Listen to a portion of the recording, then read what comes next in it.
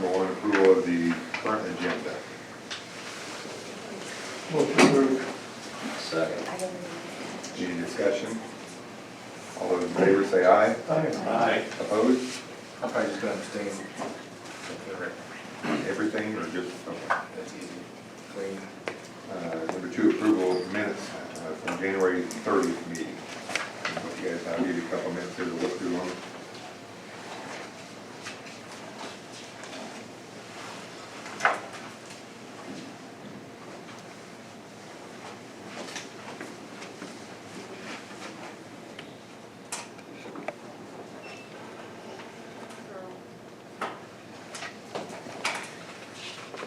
Motion approved.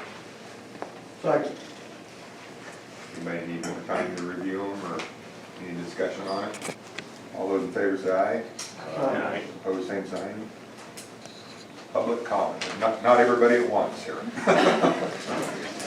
Anybody having public comments from any of your constituents, I guess they were sent here. Do we have a platform to stand up next to the speaker? How does it work? If the board of supervisors can draw that big crowd. Where you been in that, like heavy? We'll come back to it at the very end in the event somebody from the community comes in. Just at the very end. Move on to number items for today's meeting. Number one, the Raycom letter follow-up and discussion. I included in your packet the letter that was sent to Mr. Miller at Raycom. Mr. Mahaska did sign off on it. That was to follow up on the October meeting, just rejecting the bid. So I included it in there for your reference, and like I said, Mr. Mahaska did approve that. So. Any questions for Jamie on the letter? Now we'll move on to number two, telecommunicator wellness, discussion and action. So, one of the things that the staff has asked for many years now, and I've kind of fought it, I guess, or I don't know, ignored it, is adding Zybex, the company that makes our consoles, also makes a treadmill and an exercise bike. They don't go fast, they're not made for high impact, but when you're stuck at a console for 10 hours, it is nice that they could stand in place and actually utilize it. I did include in your packet just some information about, there's a lot of information out there about health and well-being when it comes to physical activity, and the longer you sit, the worse it is for you. Zybex has this type of equipment in other 911 centers in the country. I did have Nick just look at the waiver. He thought it was a very good waiver and was fine with it, which does release everybody of this board, the 911, of any liability. They wouldn't be eligible for workman's comp, and they would have to sign that before ever using any of it. I guess I wanted to throw it out there because I've been asked many, many times about adding something like that. So we have a treadmill workstation at work and up in the front office, and it's used almost constantly by different people up there, so. It's very popular, and that doesn't seem to bother them. I'm kind of torn both ways. I understand I wouldn't want to sit there for 8-10 hours either. We've already invested money, they can adjust, they don't have to sit, they can stand. Certainly don't want to dispatch her out of breath, answer 911. I'm not saying that would happen, I don't know. From what I looked at, the speed is like 3 miles an hour. I mean, they can't even get over a walk with it. So do they wear headsets? They can, and when we get the new phone system put in, it'll work a lot better. Right now, it's kind of tin canny as some of the. They hear too many complaints from the guys out on the road and they use the headset right now. So we're hoping with a new phone system, because it's a Zetron phone system and a Zetron radio, that they'll actually work together. Right now, we had to actually add a module to make it work, and so it's not very good. And to that point, I think. It's a wireless headset. Right. Yes. Yeah. And I think, that's where I would need to kind of adjust the policies and say, if 911 rings, you stop and you do the 911, you're not walking on the treadmill. And I don't think they would, I think they would stop immediately. And How many of them use, like actually pull the desk up and stand? Do they walk in place at all? no, I tried to tell them they could just walk in place or do squats into the chair, and they looked at me in a very not nice way. And believe me, I understand that because I manage a call center and I have 25 employees. Some of them sit there 6 hours, some of them sit there 10 hours. So for me, thinking about putting people on a treadmill when they're, and you know, right now we're taking 2,000 calls a day. So different kinds of calls than what you guys do. But very limited on how much time they can get up and get away from the phone because of the numbers of people that I have there. So one thing I would look at is, are they actually making the effort to do anything at this point? Because if they aren't, then why would they necessarily? And I Do the actually, treadmill. I brought that up to some too, but I would say 50% of the staff probably, I mean, there's one person understanding right now, but, and I know one that does walk around the stuff right there, but it doesn't go far. So yeah, I mean, it's always kind of like, you always want the newest toy and then you get it and you don't play with it, so. Yes. What kind of price? It's $1,200 for the treadmill and $600 or $800 for the bike. Okay. It's just a seat with pedals on it and you can sit there. And they're thinking more of the treadmill Yeah. versus the stationary. Yeah. Would they get more of a workout on a bike? They could, I know like, and I don't really matter, but for like me, I can't do the bike, I have pins in my hips and one of them angles, so I can't ride a bike, but I'm not saying none of them have that problem, but.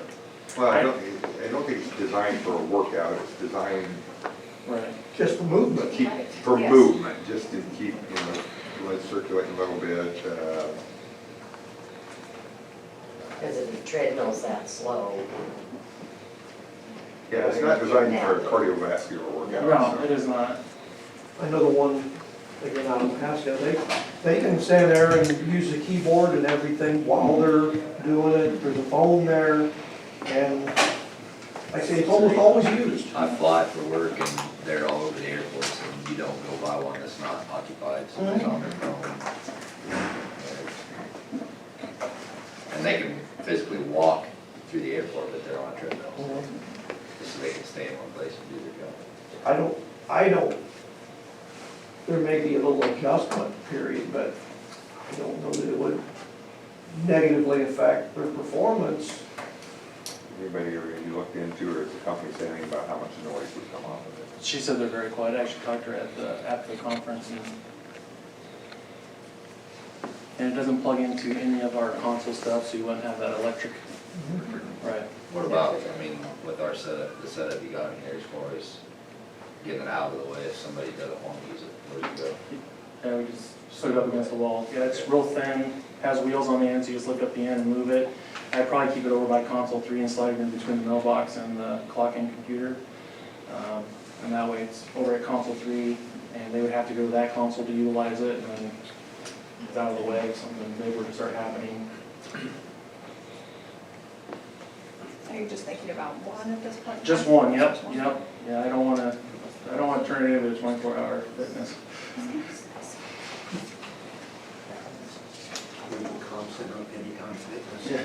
Yeah. No, a number of years ago, I got sciatica on my back, and I didn't know what it was at first. I figured it was from my wallet, because I have so much more money in it all the time. I didn't know what it could be. But turns out it's from sitting a lot. And so I started, went to chiropractor, started reading a lot about this stuff. And apparently this is an affliction that bothers a lot of long-haul truckers. They'll get distended stomach and back problems. It is from sitting in the truck and, for long, extended hours. And I just made it a practice to try to not sit that much. I do all my exercises every day. It's gone away. But if you're stuck in a chair, I know our dispatch center, we have the consoles where you can stand stand, and they do that a lot. And I imagine if word got out that you guys had these, so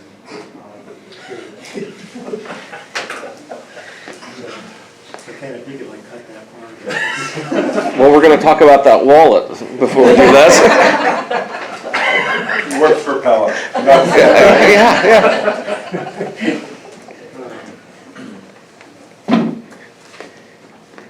I haven't seen them, obviously there's a letter in here from the Zybex blog. I imagine they're used, the workstations that elevate you up and down the stand, that became popular just so you didn't have this stuff. And I don't know if I had any Mahaska, I wouldn't use it, but not dispatch or radio, and it's I think that's my way to they can't.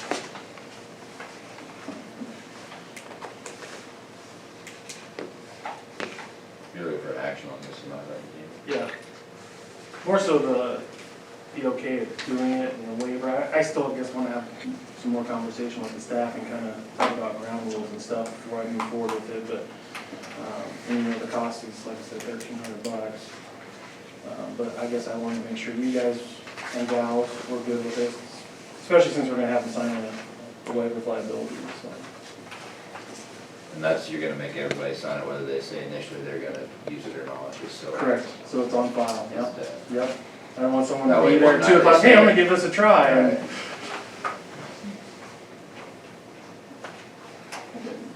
Our attorney say about the waiver, does it actually? Yep, he was very, very pleased with it. So matter of fact, on the second page, he was good with the first part, and on the second page there, he just added, he wanted what was in blue, just to, he said I didn't need to add it, but it would really solidify it, so I threw it in there as well. It's not blue or not. Oh, sorry, The second page. trying to save money, not do color copy.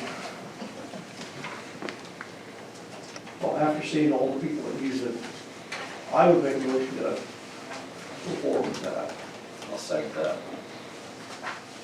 Any further discussion on that?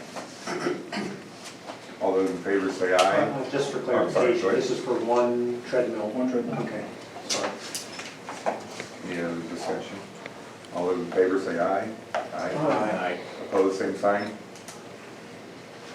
Thank you. Okay, Jamie, 911 updates. So State 911 Council, I just want to share with you Sheriff Rodder.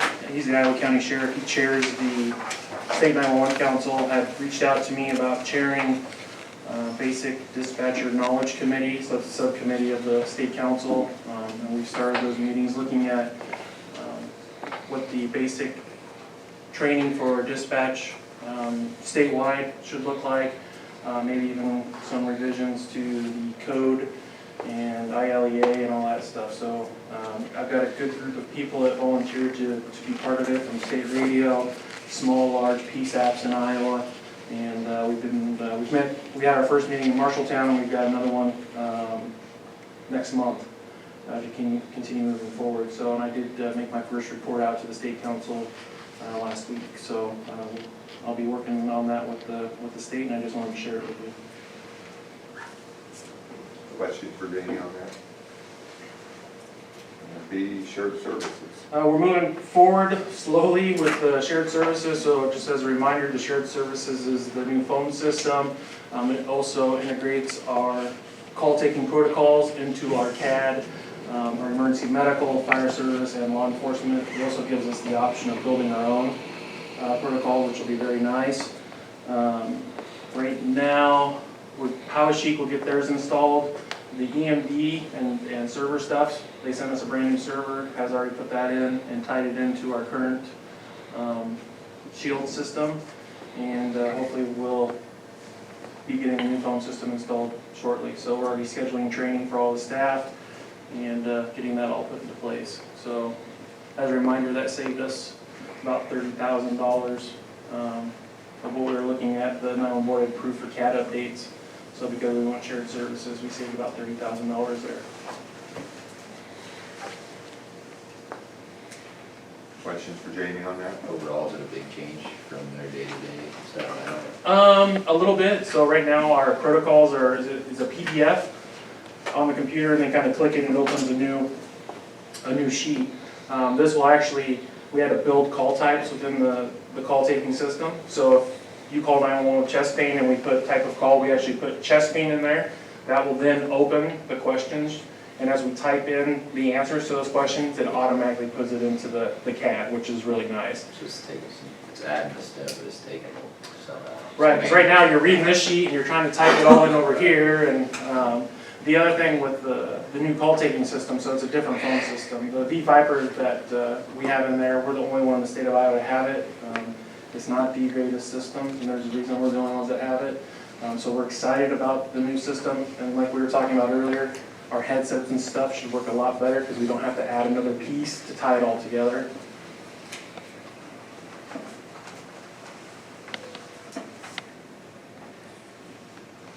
No, just, this is, I know we discussed this in a previous meeting, but just to refresh my memory, under the shared services, this being called grant, there's what, 5, 6 options, something like that. You have emergency management, or EMD, which you already have, but this is now it integrates with some definite operation. Very costly, so that's a great savings there. What were the other things you got? The Zetron call taking. Okay, Zetron. And how about the recording? We got the recording, Okay. and then the only thing we didn't go with the CAD because we didn't want to deal with that. And we didn't go with the mapping because GeoLinks or GeoCom is the only map provider that works with Shield. The Zetron system, they haven't built the patch yet. If they're trying to build a patch yet. We could still get the mapping, but it would just show where the 911 call is and not when we actually put calls for service in. And I can tell you, we're sharing that map right now, the GeoLinks, with different departments, fire, EMS, and a lot of them have, New Sharon has it, Oski has it, Mahaska ambulance is using it like crazy. So you go out in the garage, you have the big TV, and they have our map up. When they get paged out, they can walk out, click on the ambulance call, and it shows right on the map where it's at, so they can see exactly how to get there. So, yeah, they really like it, and we've invested some money into that, and like I said, it's the only one that ties into our system right now, so. Yeah, good. Just for curiosity, when the secondary roads calls in and say we have a road closed, does it highlight that on the screen so they actually know there's a road closed, this corner or anything? The staff in there, they will mark the road as blocked, and then it goes out to all those. So like the ambulance, when the call comes up, they can see C Avenue West is closed and they have to go a different way. So that it actually shows on their screen as well, so they know. Correct, yep. Hopefully GeoCom's working on the patch for the ADL that we added through Verizon. And hopefully once that patch gets done, they're looking at August, because this is a new feature for them. They'll overlay our Verizon ADL right onto the 911 map. So you'll be able to see the units, where they're at, proximity to the call. And they'll actually be able to use it to map themselves the calls. So, and then everybody that has access to that, fire, EMS, law enforcement, will be able to see where other units are.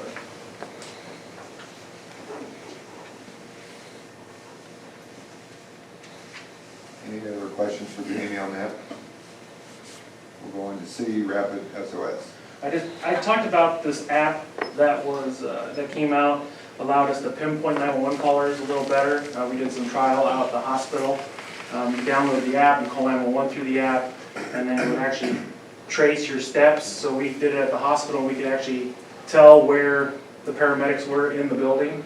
That you no longer have to download that app. Apple started integrating it into their phones, and Android just started doing it as well. So soon we won't even have to have anybody download the app, so it'll automatically start happening. And I just wanted to share that with the group that would be rolling out. Is this just in these 2 phones? Or? Yes. Yep. Yeah, I wish we could come up with something for you. We dealt with a toddler yesterday multiple times.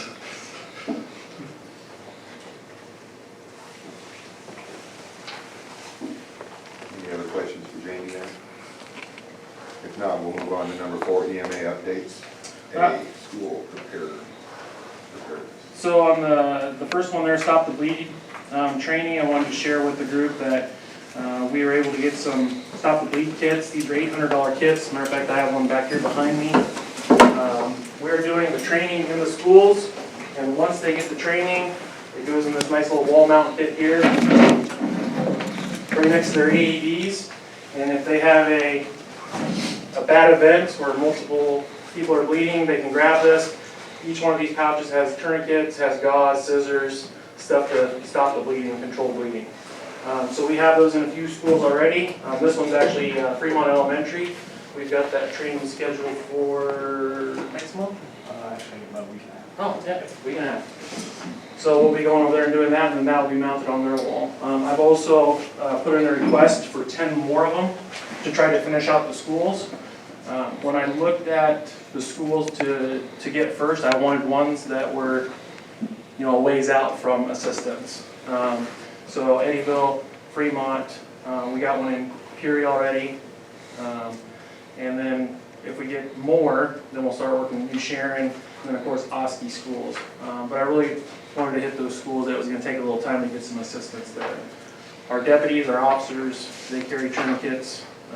These are very similar to the advanced first aid kits you helped us assemble. Yes, yep.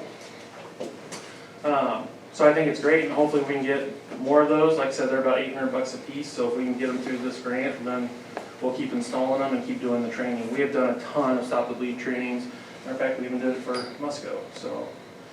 So when you go to schools, you basically train the nurse, or who do you work with, all the educators? Yep, the faculty. So Eddyville, we probably did 40-ish, About 55. 55 teachers, paraeducators, principals. Is it located in, what central, is it pretty well even across all the school districts where it's located? So if one educator is training in one school, goes to another, fill in, it's all basically in a similar area, so they all know where to find it? Yeah, we try to put them right next to AED, because that's usually in an identified area, so that way it's right there, and they can actually grab both if they need to. But yeah, if you walk in like the Eddyville High School, you walk straight in and you see the AED, and right next to it is the Stop the Bleed. Peoria, same thing, But it's right there by the office. There's no set place in all the schools, it's just No. wherever they put the AED. Right. They talk about that office, so at least it's. Yep. Familiar location for that office. So, yeah, hopefully we can get these other ones and keep getting them in schools. The planning training part, we were able to get a training. The instructors are from New Jersey, and Josh could probably talk about it a little more. I put information about it in your packet. I just wanted to share it with you. Had about 30 participants from across the state, including Missouri. It was a good training. We were able to bring that here locally, so we had a good turnout there. Anything you want to add on that, Josh? Anybody have any questions? This is the marketing flyer, so it Yeah. kind of gives a brief overview if you have any questions. They've only had a couple of these in the state, so Deputy Johnston and Officer Kuchar and myself went up last year. I attended one in Johnston, and it was well received, so we just wanted to bring it back to our area educators.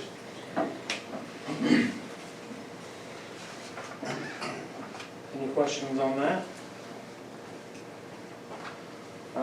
The public education outreach, so we've been kind of getting a lot of requests as we've been, you know, promoting the CPR and Stop the Bleed trainings out on Facebook and people wanting to know. So working with CERT, I put some CPR trainings out to the public. Matter of fact, our first one's this Saturday, and we had like 32 people registered for it from the public to learn CPR. And then there's another one the following weekend. I think it's right around 40-ish. So a lot of requests for people in the public to take the trainings, and we're going to keep pushing them out there and trying to get, especially the Stop the Bleed. The Stop the Bleed program is growing nationally. They're actually talking about legislatively making it a requirement to graduate high school like they do CPR. So we'll see what happens there. We can actually train the trainer, so I'm actually working with Oskaloosa schools. We're trying to get something set up where we can go in and train the trainer on 20 of their faculty, and then they can go through and train throughout the school. So, and we just did their CPR instructors too, so they can train their own CPR there. So that's going on with public education. Is that the manual CPR? Yeah, yep. The hand on the chest, it's not with the machine? Nope, yeah, no. Because the schools don't have that.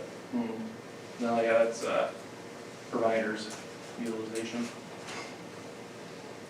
Any other questions for Jamie on that public education outreach?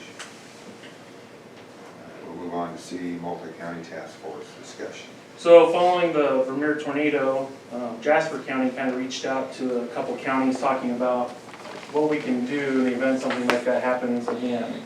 I don't want to say I'm talking about the Vermeer tornado all day, but one of the big things that they found was people responded from everywhere. And they didn't really know what type of equipment, what type of personnel, what type of anything was showing up or was already on scene. So Marion County, Mahaska County, Poweshiek County, and Jasper County have been having meetings now for the last several months. Matter of fact, we had one last week. We hosted it here at the Oskaloosa Fire Station. And we're coming up with some common language, common resources, and building these task force or strike teams so that in the event something big happens, we can, and dispatch will have protocols as well, we can radio dispatch and say, give me the Marion County strike team or give me the Marion County task force. And you know you're going to get 2 fire trucks, an ambulance, a sheriff's vehicle or an officer's vehicle with 2 officers in it, and you know those resources are coming. And we're doing multiple counties, so then you can grab them from different counties and have them come in. You've got exactly what you know you're going to need. We know that the spontaneous responders are still going to show up, and I'm sure we'll find places for them. But when there's specific stuff that you need to do, you want to make sure you know what equipment's coming in. So we've been working on that, kind of building the guidelines and stuff for it. We're looking at using IMAC, which is the Iowa Mutual Aid Compact, which everybody's a part of. So that way everything's kind of covered and it says who's responsible for what, and we'll be moving forward with it. I know we're talking about coming back to the EMA commissions, just making sure the commissions are on board with it, so that's why I'm just kind of giving you a heads up. We'll have more information as we kind of iron out more details. But the EMAs will probably be the point of contact. Dispatch will have the protocols that say get a hold of EMA, and then we'll make those calls and get things going. Just trying to enhance that response, get it there quicker. Questions for Jamie on that? So would that include, there could be anything like a mutual aid 2080, with it 28F, whatever the mutual aids are? No, we'll just use the IMAC. There's an agreement with the IMAC, and so we have so much time after to get that completed, and that emergency management will pull those out and get those signed and filed. We've been inviting the state to our meetings as well, making sure that everybody's on the same page and that what we're doing is moving in the right direction.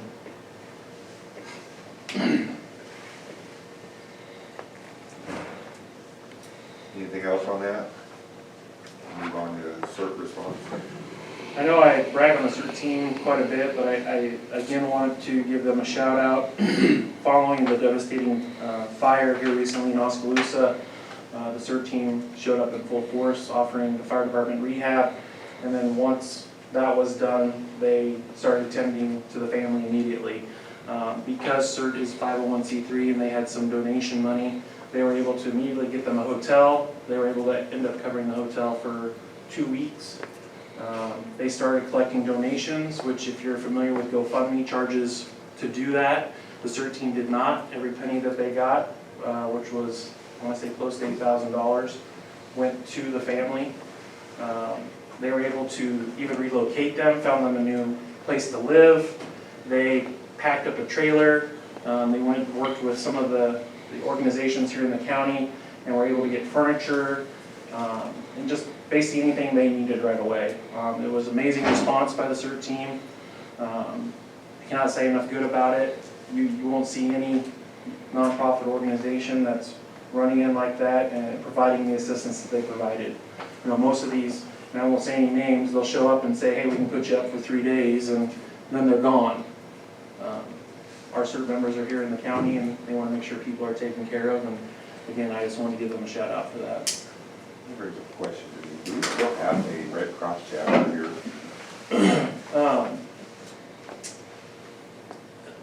It's in Ottumwa, and if you can't get an answer there, you can call Des Moines, and they can try to find someone and get them sent to you.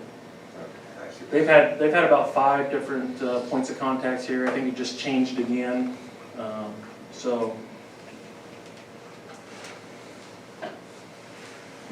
Any other questions for Jamie on the CERT? Your CERT team members, do you have And maybe Jeff Anderson's talked about this already, as far as the college participation, are they a component of that? We actually did some stuff with William Penn at one time. We actually did a kickoff meeting with them and invited, and some people were interested, but then most of them are so invested in sports out there that they just didn't really have time for the program. So it really didn't take off. We have talked about revisiting it, and I know Jeff did reach out to me about Central, and kind of wanted me to help him with that. Yeah, we'll be working with him on that one. But again, one of the better programs that's out there, so this is where we're gonna start. Okay. We'll move on to hazmat training. I just wanted to bring up that so far this year, we have been able to obtain about $8,200 in grant funds for our hazmat team and for the fire departments for the hazmat operations. I just thought that was worth sharing. That's every year we apply and try to get funding to cover those trainings. This year we will be providing a full tech class, which is what the tech level is our hazmat team. And we have opened that up to surrounding counties, and I know they are very excited about us hosting it here. So, And that's free of charge for the surrounding county. yep, we're not charging anything for it because we got grant money to pay for it. So that full tech class is a 40-hour class, and it's $5,000. So, and we're also able to cover some costs for planning, which is our ESF-10, our hazmat ESF, emergency support function. And we're also able to cover some refresher training for our fire guys. We get Steve Hergenreiter, he's the fire chief in Fort Dodge. He's also a nationally known hazmat speaker. Does a great job. Our guys really like him, so.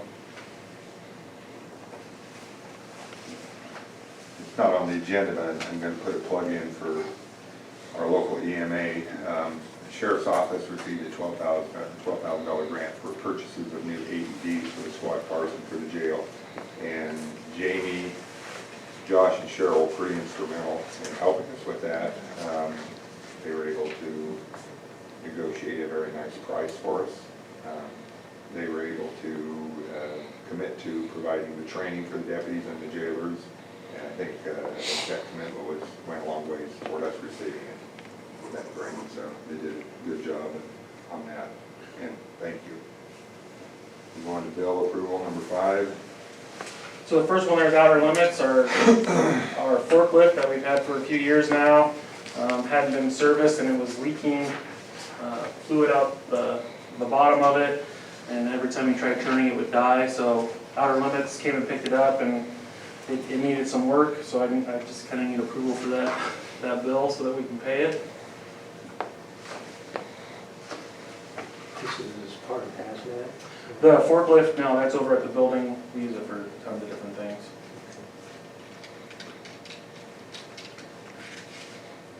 I do each one by one. That's, Here, okay. Is there a motion to approve that bill to Outer Limits? I'll make the motion. I'll make it. Anyone second? Chief? Second. All those in favor say aye. Aye. Opposed, same sign. B, Fisher Scientist. So, our hazmat team, it's time to replace our level A response suits. They're kind of expensive. We were gonna do it last year. Matter of fact, we carried over $12,000 last year because we were waiting. So behind me here is a new type of suit that Steve Hergenreiter, our instructor, told us about. He runs the hazmat team in Fort Dodge. This is a multi-threat suit, so it's good for flammable and gases. We were kind of waiting to get more information. It's just kind of coming out. And this would replace our plastic suits, which plastic suits are only good for gases, that type of stuff. Can't go into, and these are not made for structural firefighting, but if something were to explode or something like that, it would provide a lot more protection. The cost of it, $2,223 each. The plastic suits are about $1,800 to $2,000. The plastic suits are only good for 5 years. These are good for 10. We can wash these and decom these and reuse these for up to 10 years as long as the threads, they have to be inspected. As long as all that stuff's in place, they will last us a lot longer.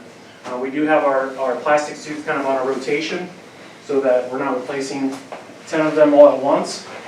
So I would like the okay to go ahead and purchase 4 of those and get those into the rotation. The total cost there is $8,800. And like I said, we're sitting on 12,000 still from last year that we That didn't was spend. budgeted last year for this. Yeah, we had 15 for last year, and we spent some, but we knew the level A's were coming up, so we kind of held off on anything else, waiting for the suit to roll out, so. So the money's there. Yes, correct. I'll second. Any further discussion? All those in favor say aye. Aye. Opposed, same sign. Shield CAD updates. So, talking with Chief Bakey, one of the things that he would like to see is a version of mobile CAD. There is a version out there for our system. Actually, we kind of talked about doing it several years ago, but we really didn't get any buy-in on the project. So what this would allow is officers, allows us a direct way to message back and forth, allows them to see calls for services so they can see the addresses, they can see arrivals, they can see all that stuff on there. They can also access jail records on the RMS, what we call it. We would also include New Sharon on that. Did New Sharon approve there? Yes, we did. So New Sharon did. So the sheet that you see here is the quote, but it's really discounted. So I wrote off to the side what our cost would be for this. I told Chief Bakey that we could split the server costs. We would have to add some clients to our consoles to make the link, and then he would cover the install and I would cover the training, so kind of splitting that there. So the total for that would be $2,780. We did, like I said, save that money on our CAD updates. This would be a CAD update, so we could utilize that to do it. It would be available. I know I talked to Sheriff Van Retterham, who wasn't ready for that yet, but they could come on at any time.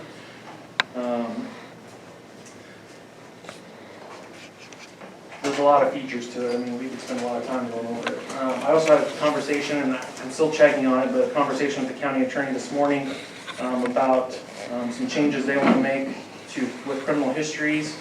And once I check, I'm pretty sure that they can access those criminal histories in their vehicle off this system now. And then they'll be able to see what it is that they're looking for specific to what we were talking about this morning. I don't want to go into too much detail about it, but. Right, exactly. So I believe that will help with what he's wanting to do with law enforcement. So So if the sheriff isn't ready to do this yet, he will be able to come on Yep. later, he can forfeit your money or his budget or right, yep. So make sure he's not about to be running. I think what you plan on doing with the county though, he's gonna be able to access that both the sheriff and the police department. I understood him right at budgeting time. I'm talking about the county attorney. We on the same page as that? Is that what we're talking about? The way Shield works around here is, for those of you who don't know, first of all, it's a computer program, keeps basically all of our arrests, or all of our records, including calls for service, 911, arrest records. It's used by every single law enforcement in this county every single day. We can't go on yet because of budgetary restraints for the sheriff's office. Do I intend to go on eventually? Absolutely. Where it assists, like New Sharon, Kevin up there has access to it, but you gotta drive all the way down here to look at it. Seriously, it's a computer, it's our record keeping, and it's used by every law enforcement officer, from the chief all the way down, from the sheriff all the way down, every single day. How can it benefit being able to access that from the car? A lot of confidential information comes into dispatch, okay, that we can't put out over the air, or we choose not to, maybe for safety reasons, that type of things. It cuts down on the time. Dispatcher doesn't have to holler at 621 and say, call in. Okay, I can get on there and say, okay, this call is going to, oh, that person again, or that's the reason, or that weapon. As far as sheriff's office, we plan on going on, hopefully in this coming year, but I can't at this point. So it is something that I believe is needed. basically what the county attorney's talking about, it took rid of mechanism of thumb drives, everything else, CD disc going from the police department to the sheriff's department. Get rid of those thumb drives and CDs and do it more electronically, so we have it more immediately, it's already on the computer. I'm sorry, Mark, I apologize. I meant to answer part of your question. I believe what he was talking about is, see, we're all connected up here. I can get on the calls for service and see all the PD's calls. I can see all of their arrests, but I don't have access to all the information in there because it's not my agency. And in the same way, vice versa. I can see a lot of stuff, but there is certain parts that are kept interagency. So I don't know where that falls into play as far as criminal history and such. There's a lot of restrictions on those. But now I'm talking about the county attorney is trying to get behind it where he can get the information, documentation he's trying to get rid of the manually having to put it on a thumb drive and walk it over to him. He's wanting to basically just send it through the computer. Yeah, so this one takes care of that. This was another issue that he brought up to me Okay. in reference to a specific criminal charge. So this isn't tied to that? No. what he's No, doing? he was looking at a different program because he hit the chief and myself up about that. Trying to come up with the name of it. Yeah, he was- Functional rights and privileges, and you would have to have its Right, own yeah. station, basically be in its own agency, Mhm. or else you'd have a portal to get through. And he probably could, I mean, he has an ORI number, so he But this isn't, But we're talking about two different systems. Yeah, this is not what Andrew was talking about, because Andrew was talking to me, the chief, I just can't come up with the name of it. No, that's fine, I just didn't know if that's what this was tied into on your end, but this is Something different than he's talking about. I do a lot for Cat and RMS, we just had a whole new system a few years ago, and I can tell you what, for what you're getting, $2,780, that's bargain basement price. well, yeah, when we looked at it a few years ago, I mean, you're looking at the full price there, so it was 20,000, but because of mock, they've discounted it and we're building out these systems now. And it's a secure way that we can actually message, because technically we're not supposed to send a lot of stuff over mock. Yeah, So, no, that's quite the bargain.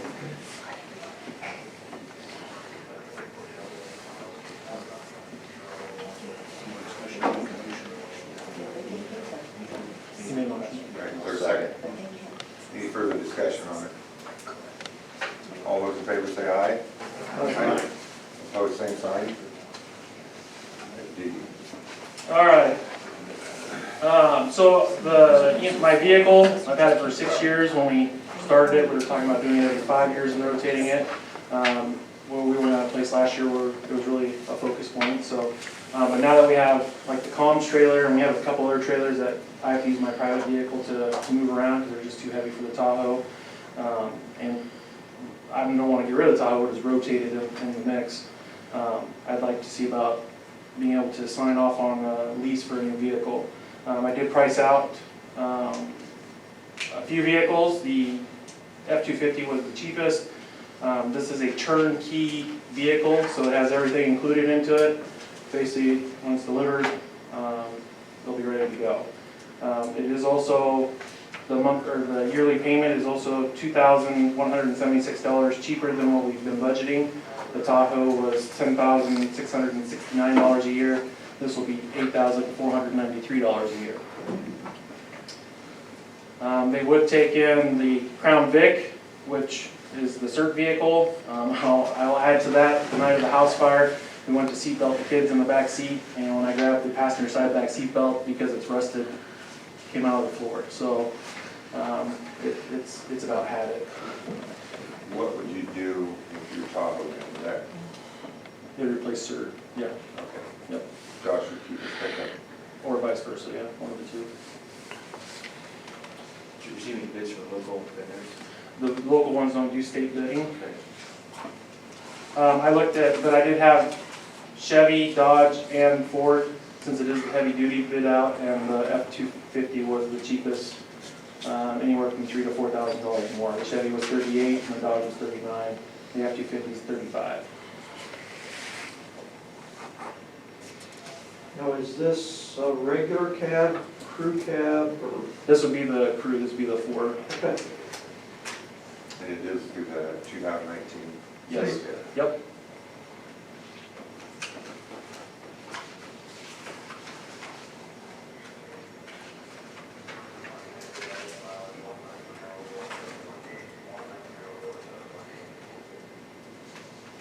Well, I make the motion to approve. I'll second it. Further discussion on that? All those in favor say aye. Aye. Opposed, same sign. Give you a couple of minutes to review to go over the claims review.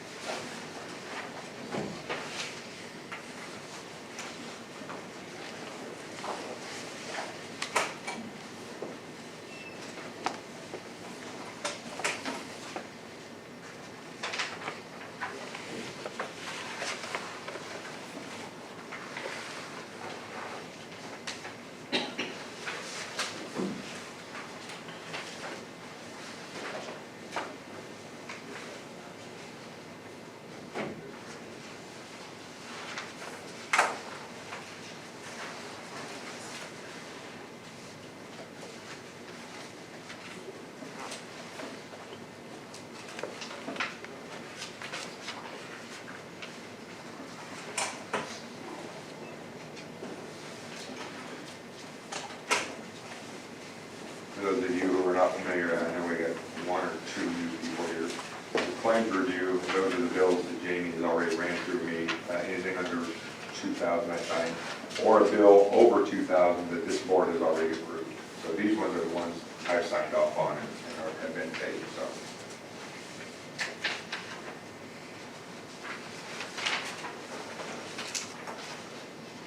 I'll also throw out there's one in reimbursed for, it says CERT reimbursed Asian buffet and Verizon for $263. I just want to point out that that was, the CERT didn't have a credit card, and they took the family to Asian buffet, and we had to buy them a cell phone, and then they reimbursed me, or reimbursed the office, so that's on there. But we didn't spend $263 at Asian buffet, so. Catering and eating. Yeah, yeah, that's a lot of Chinese food.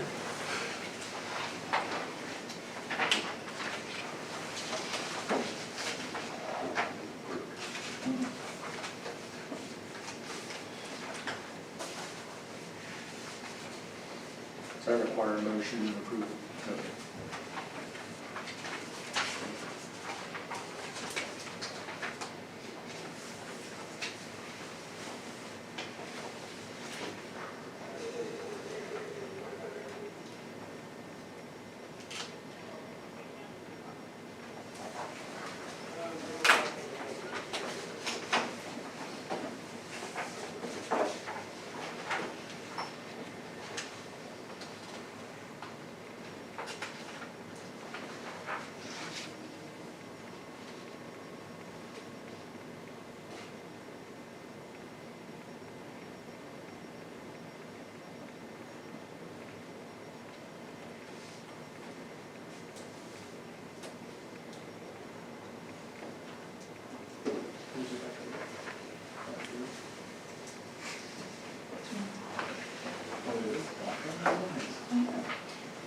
So did you have to come and look at that training then? Oh, okay. So.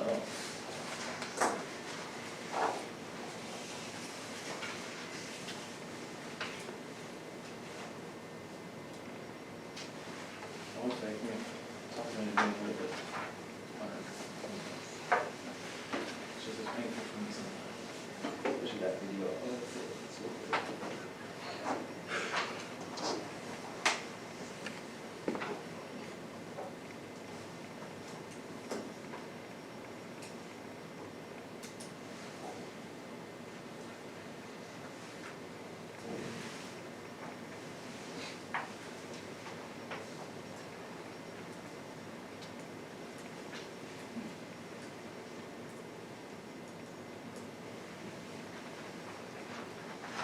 All right, anybody got any questions for Jamie on the claims?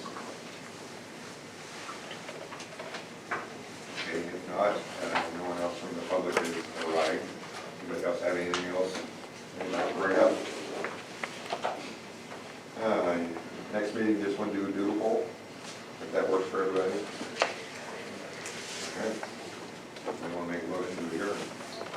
Motion. All in favor? Say aye. Who seconded it? Oh, I thought I heard that over there. I did. You didn't hear me? Oh, Thanks for coming, everybody. Sheriff, the pager goes off, wants to know what's going on.